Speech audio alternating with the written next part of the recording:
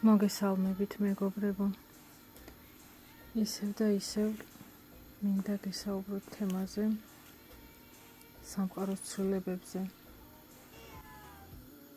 წყვილები სჭირდება სამყაროს მეხუთე დეში, უკვე დამუშავებული, ანუ უკვე თავიანთი კარმებით და გეშტალტებით, ვინც დაასრულა მთელი ადამიანები, მთელი ქალი ცალკე და მთელი კაცი ცალკე, რომლების ენერგიებიც ემთხვევა ერთმანეთს, იმისთვის, რომ შექმნან ახალი სამყაროები, თავიანთი სამყაროები, რაღაც აკეთონ ერთად, შექმნან პროდუქტი ან პროდუქტები ისეთი, რაც სამყაროს და ადამიანებს გამოადგებათ. მეხუთე დეში არ იქნება, კაცმა ეს უნდა აკეთოს, ქალმა ეს უნდა აკეთოს, ბავშვები აჩინონ. არა, მეხუთე დეში იქნება სიყვარული, სექსი, ფული და შემოქმედება. არ იქნება ვალდებულებები, იქნება სინქრონი. არიან უკვე ასეთი წყვილები, ბევრი არა, თუმცა არიან. შეიძლება შეგხვედრიათ კიდეც სადმე კადრებში წყვილები, რომლებიც რაღაცას ქმნიან. ანუ აღარ იქნება ტანჯვა და მანიპულაციები, აღარ იქნება მსხვერპლის როლში ყოფნა. აუცილებლად უნდა დავხუროთ ჩვენი გეშტალტები, კარმები. მესამე დეში ურთიერთობა, ყველანაირი ურთიერთობა, ყველა კარმული იყო და ეს კარმული ურთიერთობები ამ წელს ძალიან ბევრი დასრულდება. ანუ ჩვენ გვერდით მყოფი პარტნიორი გვაჩვენებს ჩვენს პრობლემას ჩვენს თავთან, როცა რაღაცა გვაღიზიანებს, ან გვწყინს, ან რაღაცას ვითხოვთ, ან რაღაცას ველოდებით ჩვენი პარტნიორისგან, ჩვენ პარტნიორში. ეს ჩვენშია, უნდა ჩაუღმავდეთ და დავამუშავოთ. ეს ორმხრივია, ერთმანეთს ვირეკლავთ. თუ პარტნიორი არ ყავს, იგივეს აკეთებს დედა ან შვილი. ეს სამი ადამიანი არის ცხოვრებაში ის ჩასაჭიდი, რითაც შეგვიძლია მივხვდეთ ჩვენს თავში დასამუშავებელ თემას. დედა თუ გარდაცვლილია, არ აქვს მნიშვნელობა, მანამდე რაც გვაწუხებდა ურთიერთობაში, ის თემა არის დასამუშავებელი. თუ საერთოდ არ ვიცნობ დედას, რა გრძნობებიც გვაქვს, ის არის დასამუშავებელი. ანუ გრძნობები, რომელიც დესტრუქციულია. არ უნდა იყოს წყენა, გვემა, ის რომ მე რაღაც მჭირდება შენგან. ეს ყველაფერი 5 დეში არ მუშაობს. უნდა მოვიშოროთ ნეგატიური ფიქრები. მოვიშოროთ არ ნიშნავს იგნორი გაუკეთოთ, ჩავახშოთ.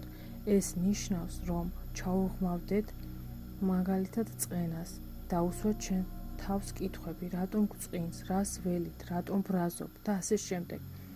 მივცეთ თავს უფლება ცოტა ხნით ვიცხოვროთ ამ გრძნობაში, რომ გავერკვეთ და მერე გავუშვათ.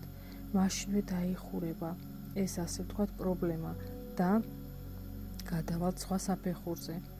ასე ვაკეთებთ ყველა ჩვენს ნეგატიურ გრძნობაზე, ემოციაზე. რა თქმა უნდა, იოლი არ არის, რა თქმა უნდა, დრო სჭირდება. ოდესღაც ხომ უნდა დავიწყოთ. თუ არა და დავრჩებით ისევ 3 დეში, მსხვერპლის როლში.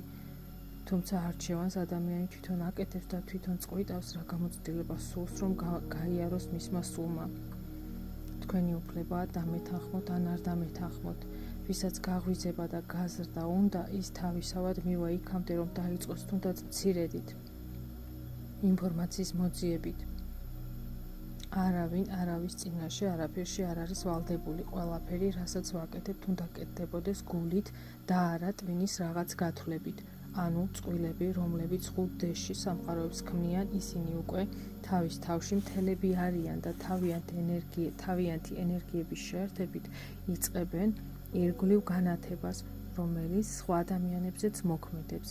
სამყაროს ეს სჭირდება იმისთვის, რომ კაცობრიობა გამოვიდეს დოგმებიდან და მსხვერპლის როლიდან, სადაც საუკუნეები და ათასწლეულები ვიყავით. ნახეთ როგორ არის, თუ ჩვენ პარტნიორთან ურთიერთობაში დავამუშავეთ ის, რაც მან გაგვიშუქა როგორც ჩვენი პრობლემა და ჩვენ დავშორდით, სხვა პარტნიორი აღარ შეგხვდება იგივე პრობლემით. თუ არ დავამუშავეთ და ისე დავშორდით, სხვაც ზუსტად იგივე ენერგიებით შეგვხვდება, მანამ სანამ ჩვენ არ დავამუშავებთ იმას, რაც ჩვენში დასამუშავებელია. სულ განმეორდება ერთი და იგივე. არის სხვა ვარიანტიც, რომ პარტნიორიც მოყვებათ დამუშავებაში, ანუ ერთად მუშაობთ საკუთარ თავზე. ეს ყველაზე კარგი ვარიანტია, თუმცა ცოტა რთული და ბევრი ვერ უძლებს. არის კიდევ ვარიანტი, ცალ-ცალკე მუშაობთ საკუთარ თავებზე. კიდევ ერთხელ მინდა გაუსვა ხაზი და სულ ვიტყვი, რომ ქალის ენერგია უფრო მთავარია.